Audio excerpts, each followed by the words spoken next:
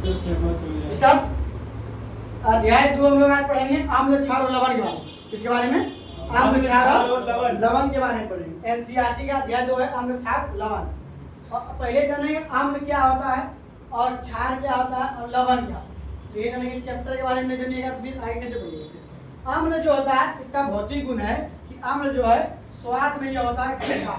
स्वाद में क्या होता है? खट्टा होता है पहला गुण।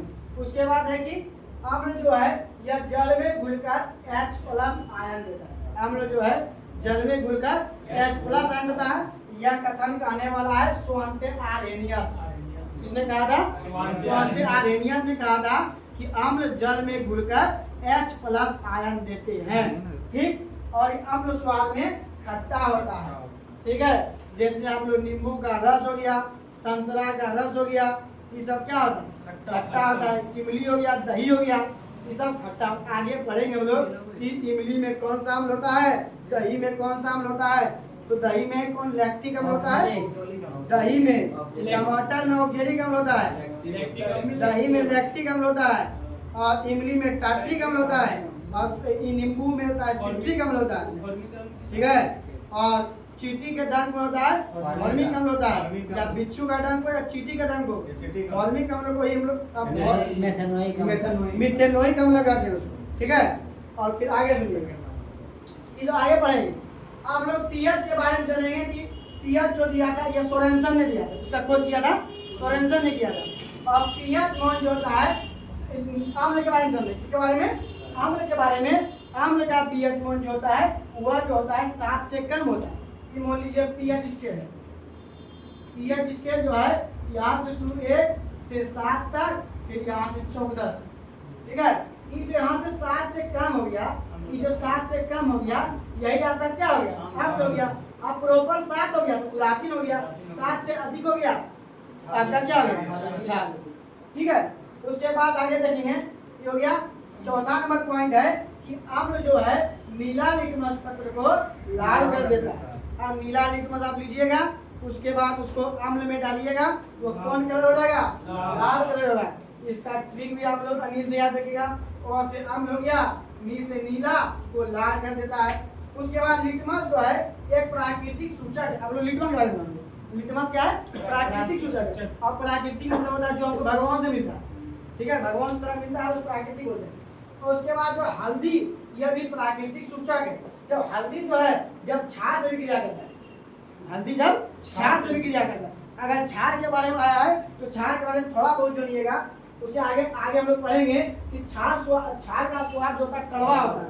और क्षार जो होता है जल में घुलकर OH- मतलब हाइड्रोक्साइड आयन देता है।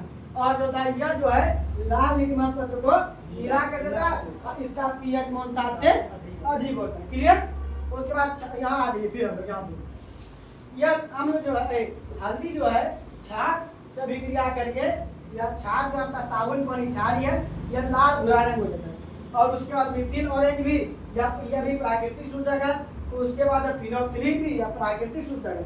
लेकिन जो क्वेश्चन पूछने वाला है यहाँ से कि लिटमस का विलयन जो है वास्तविक रूप में लिटमस का विलयन का रंग होता है बैगनी।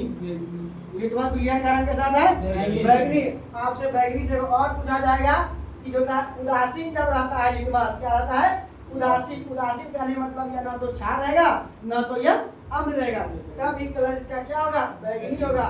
और लिटमस पेपर जो है यह थैलोफाइटा समूह के लीचेन के पौधे से प्राप्त किया जाता है।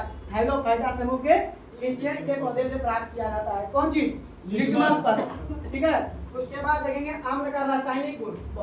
बड़ी इंपॉर्टेंट अम्ल का रासायनिक गुण। और जो होता है कुछ अम्ल का नाम और उसका फॉर्मूला देखते हैं। जैसे हाइड्रोक्लोरिक अम्ल का HCl क्या होता है? HCl होता है। उसके बाद सल्फ्यूरिक अम्ल का बैक्टीरिया H2SO4। उसके बाद नाइट्रिक अम्ल का होता है HNO3 होता है। उसके बाद एसिटिक अम्ल का जो होता है CH3COOH। कभी कभी आपको नाम में दे करके फॉर्मूले दे देता है। ठीक है। आपको ऑप्शन में नाम नहीं देगा, आप जान रहे हैं कि हम सिलिकॉन एसिटिक अम्ल है। ठीक है। लेकिन वहाँ सिलिकॉन एसिटिक नहीं दे करके आपको दे देगा CH3COOH। अब याद नहीं रहेगा तो गया क्वेश्चन। ठीक है। उसके बाद जानिएगा कुछ क्षार है। क्षार जो है जल में घुलकर OH देता है, जिसके अंत में OH रहेगा तो आप समझ लीजिए वही क्षार है। ठीक है। जैसे कैल्शियम हाइड्रोक्साइड हुआ तो CaOH OH का हॉल्ट हो गया, यह कैल्शियम हाइड्रोक्साइड। उसी प्रकार मैग्नीशियम हाइड्रोक्साइड बोलेंगे MgOH का हॉल्ट, उसका अमोनियम हाइड्रोक्साइड बोलेंगे तो NH4 और OH होगा।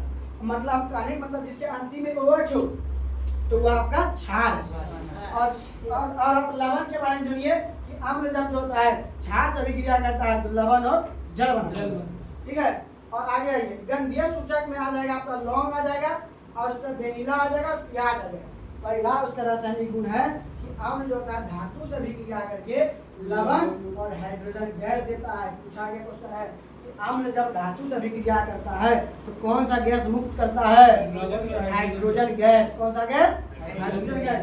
लेकिन धातु जब अम्ल होता है धातु के कार्बोनेट या धातु के हाइड्रोजन कार्बोनेट से अभिक्रिया करता है तो यह कार्बन डाइऑक्साइड गैस देता है। कार्बोनेट है क्या नाम? कार्बन डाइऑक्साइड देगा। ठीक है, हाइड्रोजन के कार्बोनेट या बाइकार्बोनेट से अभिक्रिया करेगा, यह कौन सा गैस मुक्त करेगा? CO2 carbon dioxide. ठीक है, जैसे NaCO3 जब HCl से अभिक्रिया करता है तो NaCl H2O जल और CO2 कार्बन डाइऑक्साइड से गैस बनता है। लेकिन जब अम्ल जो है क्षार से अभिक्रिया करता है, अम्ल जब क्षार से अभिक्रिया करता है तो लवण और जल बनाता है। इसी को कहते हैं हम लोग उदासीनीकरण अभिक्रिया। कौन सा अभिक्रिया करते हैं? उदासीनीकरण। छपने वाला पहले बता दें, उदासीनीकरण अभिक्रिया करते हैं। उदासीनीकरण अभिक्रिया का एग्जांपल है सोडियम हाइड्रोक्साइड का जब अभिक्रिया HCl से करवाते हैं तो यह नमक NaCl, इसका नमक का सूत्र होता है NaCl। ठीक है, और यह H2O और जो है जल बनाता है। और उसके बाद जानिएगा उदासीन विलयन का pH मान 7 होता है और शुद्ध जल का भी pH मान क्या होता है? 7 ही होता है। और जो नेक्स्ट है अगला कि धातु जो है धातु ऑक्साइड के साथ अम्ल अभिक्रिया करता है तो लवण और जल देता है। ठीक है, आज यहीं तक रहेगा, फिर उसके बाद आपका कल है। ठीक है, क्षार कल अगर सामने और बस